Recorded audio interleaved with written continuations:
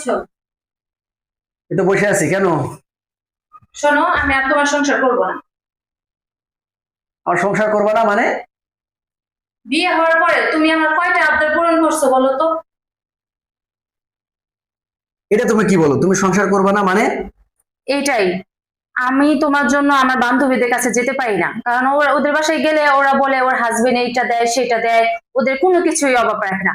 আর তুমি বলো তো, আমার বিয়ের পর থেকে তুমি আমাকে কোন জিনিসটা দিতে পারছো? সব তো বাপের বাড়ি থেকেই নিয়ে আসি। শোনো, বিয়ের পর থেকে আমি চেষ্টা করছি তোমাকে সবকিছু দেওয়ার জন্য, এবং তুমি তো ভালো করেই জানো যে আমি যে চাকরিটা করি আমি কত টাকা বেতন পাই। আমি যা বেতন পাই সব তো এটা তোমার কাছেই দেই। আমি কি এই টাকা অন্য কোথাও খরচ করি বলো? তারপরে তুমি যে আজকে যদি আমাকে এই কথা বলো যে তুমি আমার সংসার করবা না, তাহলে এটা কোন ধরনের কথা হলো? আমি বাইরে মুখ দেখাইতে পারবো বলো? তুমিও চালাক কম না, জানোই যে তোমার বেতন স্যালারি কম, এই জন্যই আমার হাতে দাও সংসারটা চালানোর জন্য। আর আমি কিভাবে সংসার চালাই এটা একমাত্র আমিই জানি।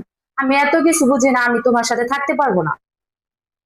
দেখো, তুমি বিষয়টা আরেকটু ভাবার চেষ্টা করো, দেখবা একটা সময় সব ঠিক হয়ে যাবে। তুমি একটু অ্যাডজাস্ট করার চেষ্টা করো। ঠিক, দেখতে দেখতে দেখতে দেখতে 4টা বছর থেকে বের হয়ে গেল, আমি আর দেখতে পারবো না, আমি এখন চলেই যাব। এতে যদি তোমার ভালো লাগে তো লাগলো, না লাগলে নাই। আমি তোমার ইয়েতে চিন্তা করতে করতে আমি দেখছি আমার জীবনে কোনো কিচ্ছু নাই। বুঝো নাই, আমি না পারি একটা বাইরে যেতে, না পারি মা বাবার সামনে মুখ দেখাইতে, কয়দিন পর পর ফোন দিয়ে টাকা আনতে হয়। আমি এইভাবে সংসার চালাতে পারবো না, তোমার সাথে থাকতেও পারবো না।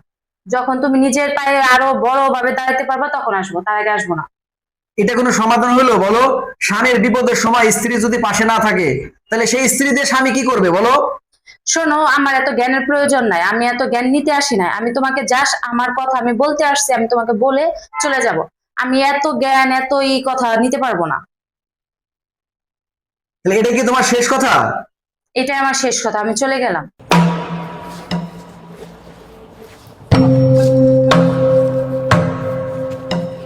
চলেই তো আসলাম, দেখি ভাইয়াকে একটা ফোন দে।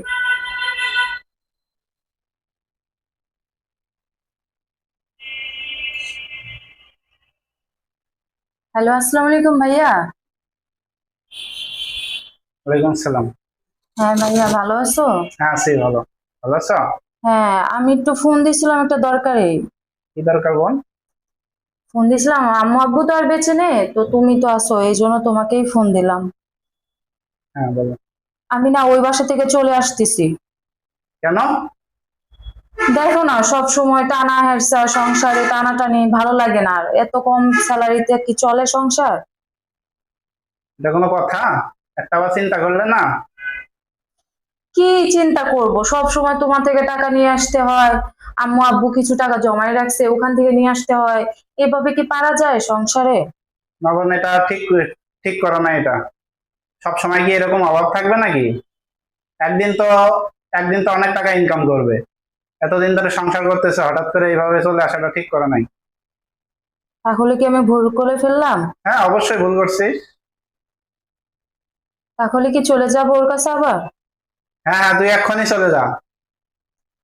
আচ্ছা ঠিক আছে, তাহলে দেখি আমি যাচ্ছি। ঠিক আছে। আচ্ছা ঠিক আছে। হুম, ভাইয়া কথাটা ভুল বলে না। ও তো প্রমোশন হলে তো আবার টাকা পয়সা বেতন তো বাড়বে। হুম, আচ্ছা থাক, চলেই যাই। না হলে আবার কি করব বাসায় যে। এই,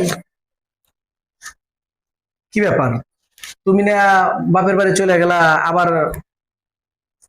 না চিন্তা ভাবনা করলাম যে এতদিনের সংসার আর সাধারণ টাকার জন্য রাগ করে চলে যাব।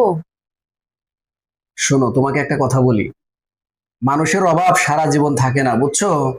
আজকে না হয় আমি একটু অভাবে পড়ছি, তুমি কি করবা? তোমার বাপের বাড়ি যাবা, তোমার ভাই বাপের সংসারে যা থাকবা। আমার এখানে যতটুকু কষ্ট করতেছো এর চেয়ে দ্বিগুণ কষ্ট তোমাকে ওইখানে করতে হবে। ভাবির কথা শুনতে হবে, ভাইয়ের কথা শুনতে হবে, পাড়া প্রতিবেশীর কথা শুনতে হবে। শুই না তারপর তোমাকে সংসার করতে হবে ওইখানে, বোঝো না? তোমাকে ওইখানে থাকতে হবে, খাইতে হবে। কেন তুমি তোমার নিজের সংসার থুয়া তাদের কথা শুনতে যাবা? আচ্ছা ঠিক আছে, হইছে। এতক্ষণ ভাইয়াও জ্ঞান দিল, এখন তুমিও জ্ঞান দিতেছো। শোনো, তুমি একটু ধৈর্য ধরো, ইনশাল্লাহ দেখবা আমাদের দিন আবার ফিরে আসবে। যাও, তুমি যা রান্না বাড়া চড়াই দাও, যাও।